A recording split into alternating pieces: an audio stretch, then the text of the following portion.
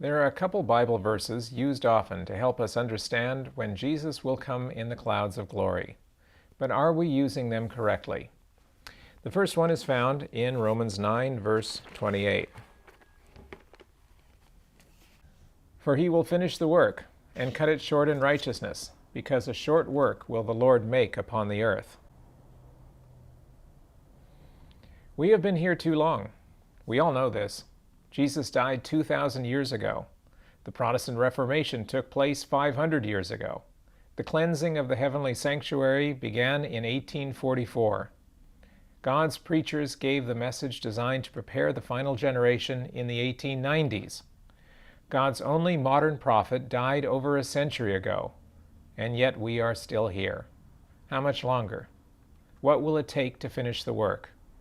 We have evangelists preaching, missionaries witnessing, TV, radio, and internet presences.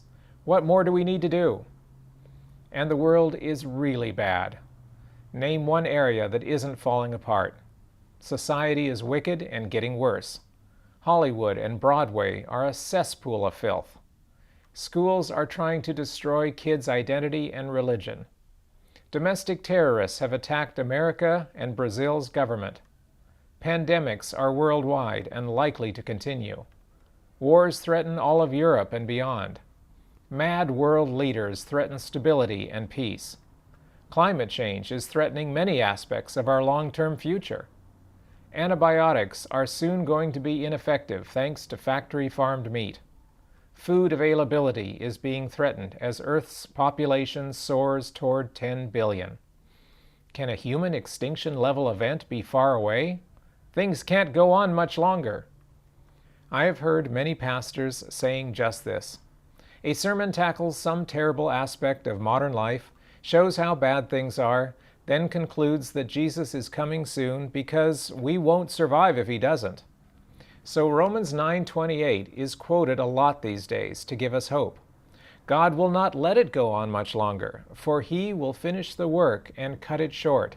A short work will the Lord make upon the earth. Oh, good. It's almost over. God will come soon, no matter what. I have heard the same sermon many times. This verse is the ultimate if emergency break glass device, a way for God to intervene and end things quickly. Except the verse doesn't really say that, at least in the way it was originally written. The Greek word translated by the King James Version as work is logos. It is usually translated word, as in the logos of John 1:1. In the beginning was the Word, and the Word was with God, and the Word was God. It occurs more than 300 times in the New Testament, but Romans 9:28 is the only place it is translated as work. Probably not the best translation. A further difficulty is that the verse is found in different forms in the original manuscripts. The longer version, found in the Septuagint, reads literally, "For a word, finishing and cutting short in righteousness, because a short word will the Lord make upon the earth." Other manuscripts are shorter, reading, "For a word, finishing and cutting short will the Lord make upon the earth." Regardless of which version is more accurate, neither makes much sense, especially in the end-time context of the Second Coming. But there is a further difficulty. The entire chapter is a description by Paul of the failure of the Jewish people and the giving of the truth to the Gentiles. It is Paul's sad warning that the Jews have been rejected as a nation, but that individuals could still be saved along with Gentile believers. The chapter has nothing to do with the Second Coming, and a single verse toward the end talking about it would have been out of place. Whatever this verse is trying to convey, it is related to the issue of Paul's time and the Jewish-Gentile situation. So this verse cannot be used as we would like. It doesn't tell us that God will end the planet's misery by executive order. But there is another verse that may do the trick, as it relies not on God being arbitrary, but on the wickedness of the world itself. In Revelation 18, God describes the depths of evil the world reaches and the punishment that it receives. And after these things I saw another angel come down from heaven, having great power, and the earth was lightened with its glory. And he cried mightily with a strong voice, saying, Babylon the great is fallen, and is become the habitation of devils, and the hold of every foul spirit, and a cage of every unclean and hateful bird. For all nations have drunk of the wine of the wrath of her fornication, and the kings of the earth have committed fornication with her, and the merchants of the earth are waxed rich through the abundance of her delicacies. And I heard another voice from heaven, saying, Come out of her, my people, that ye be not partakers of her sins, and that ye receive not of her plagues. For her sins have reached unto heaven, and God hath remembered her iniquities. Reward her even as she rewarded you, and double unto her, double according to her works. In the cup which she hath filled, fill to her double. Revelation 18, verses 1-6. These verses describe the filling of the cup of iniquity. When it is full, Jesus comes again, destroys Babylon, and brings sin to an end. The rest of the chapter describes the horrible punishment Babylon has earned for itself. Now, all my life I have heard a very comforting interpretation of these verses. The wine of Babylon represents the sins of the world, and when enough sins are committed, God will come. That means the wickedness of the world is the barometer of the second coming. So it can't be long now. Hooray! Unfortunately, this is again a false interpretation. Unlike the first verse that we looked at, this one doesn't require wrestling with the Greek manuscripts. This one has an explicit explanation of its meaning by God's messenger. In Selected Message, we find the following. The whole chapter shows that Babylon that has fallen is the churches who will not receive the messages of warning the Lord has given in the first, second, and third angels' messages. They refuse the truth and accepted a lie. They refuse the messages of truth. The message in the 18th chapter of Revelation is plain and clearly defined. For all nations have drunk of the wine of the wrath of her fornication, and the kings of the earth have committed fornication with her, and the merchants of the earth are waxed rich through the abundance of her delicacies. Anyone who reads this chapter need not be deceived. The wine of Babylon is the exalting of the false and spurious Sabbath above the Sabbath which the Lord Jehovah hath blessed and sanctified for the use of man. Also it is the immortality of the soul. These kindred heresies and the rejection of the truth convert the church into Babylon. Kings, merchants, rulers, and religious teachers are all in corrupt harmony. Selected Messages, Book 2, page 68. Ellen White clearly states what the wine in the cup represents. The wine of Babylon is the exalting of the false and spurious Sabbath above the Sabbath which the Lord Jehovah hath blessed and sanctified for the use of man. Also, it is the immortality of the soul. Not the sins of the world in general, not wickedness in general. It is only the immortality of the soul doctrine and Sunday worship replacing Sabbath worship. Rome has exalted Sunday worship for over a millennium. Apostate Protestantism has accepted Rome's false day since their beginnings.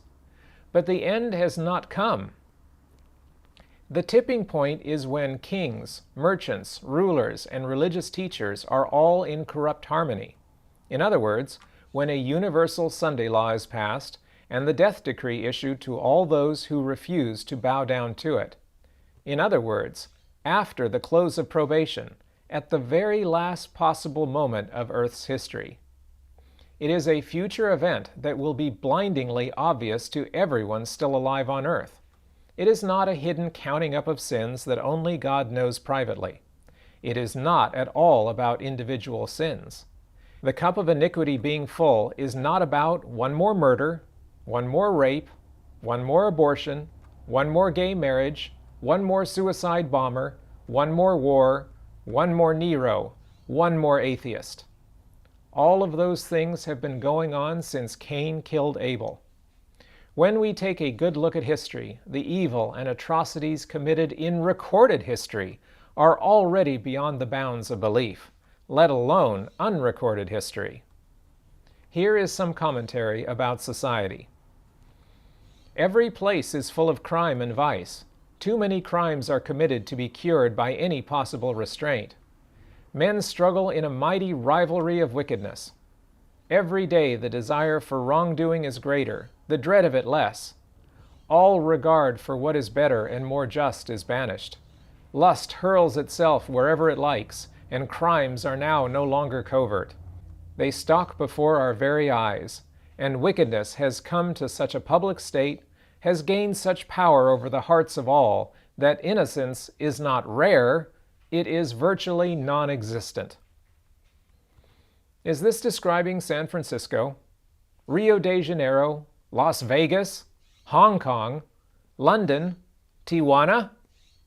Nope. This quote was penned by the Roman writer Seneca describing society's conditions about 2,000 years ago in ancient Rome. I am not going to get too specific, as there is no point in repeating the vileness to which Satan's followers have sunk. But an honest look at history shows that our age has no great increase in wickedness. Torture, slavery, human sacrifice, genocide, child abuse, factory farming, vivisection. Acts too grotesque to describe were perpetrated by Egyptians, Vikings, Romans, Carpathians, Incas, Nazis, Assyrians, the Inquisition, and on and on. Again, these are just the horrors actually recorded in history. The cup would have filled a long time ago if it was up to Satan's evil. So these verses describe what will happen when the Sunday law death decree is enforced. So we can't sit on our hands and wait for deviltry to fill the cup. So what can we do? Is it hopeless? Do we wait forever with little expectation of a soon second coming? Thankfully, inspiration has already spelled out the truth and the answer to our problems. This is found in Testimonies, Volume 8, page 22. Zeal for God moved the disciples to bear witness to the truth with mighty power. Should not this zeal fire our hearts with a determination to tell the story of redeeming love, of Christ and Him crucified? Is not the Spirit of God to come today in answer to earnest, persevering prayer and fill men with power for service? Why, then, is the church so weak and spiritless? It is the privilege of every Christian not only to look for, but to hasten the coming of our Lord Jesus Christ. Were all who profess His name bearing fruit to His glory, how quickly the whole world would be sown with the seed of the gospel. Quickly the last harvest would be ripened, and Christ would come to gather the precious grain. There it is. We can not only look for, but hasten the coming of Jesus. How? By bearing fruit to His glory, by telling the story of redeeming love, of Christ and Him crucified, by saying yes to whatever God asks us to do. Not by our own power, but by the power of Jesus. But we have to say yes, and then the amazing but inevitable results happen. In Christ Object Lessons, page 69, we have the most amazing promise ever given to His church. Christ is waiting with longing desire for the manifestation of Himself in His church. When the character of Christ shall be perfectly reproduced in His people, then He will come to claim them as His own. Cause leads to effect.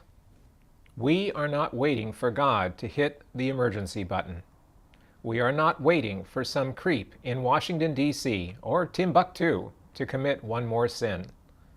We are waiting for God's people to say yes. If that includes us, then shouldn't we get on with it? Time's a-wasting, and the planet isn't getting any healthier. We do not want to be here when it completely breaks.